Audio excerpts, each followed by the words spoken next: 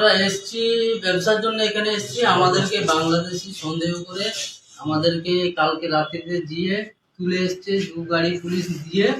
তো আমরা আমাদের মুখ্যমন্ত্রী মমতা ব্যানার্জির কাছে অনুরোধ করছি আমাদেরকে যাতে সুস্থভাবে আমাদেরকে এখান দিয়ে ছাড়িয়ে নিয়ে যেতে পারে। আমরা পশ্চিমবাংলার পূর্ব মেদিনীপুর, আমার বাড়ি থানা পাঁশকুড়া, জেলা পূর্ব মেদিনীপুর। আর এই ভাইদের মুর্শিদাবাদ জেলা, এনাদের বাড়ি। আমাদেরকে আগে তোলা হয়েছিল, আমরা গ্রুপ দিয়েছি, তারপরেও দুসরাবার আমাদেরকে হাইরান করা হচ্ছে। একবার এসো না, এসো। ইনাদেরকে আগের বারে করেছিল ভেরিফিকেশন, ইনাদের করে ফেরে আমাদেরকে তুলে নিয়েছে। ইনি আর ইনি এই 2 জন ছিল। হ্যাঁ, ইনার 2 জন ছিল। তো আগের বারে ভেরিফিকেশন করে ছেড়েছিল, ফেরে এবারে নেক্সট টাইমে ফেরে দ্বিতীয়বার ধরেছে, বলে তোমাদের ফেরে পুনরায় ভেরিফিকেশন। কাল থেকে খাওয়া দাওয়া আমাদেরকে মানে দেয় না, খালি একটা রাত্রিবেলা বিস্কুট দিয়েছিল।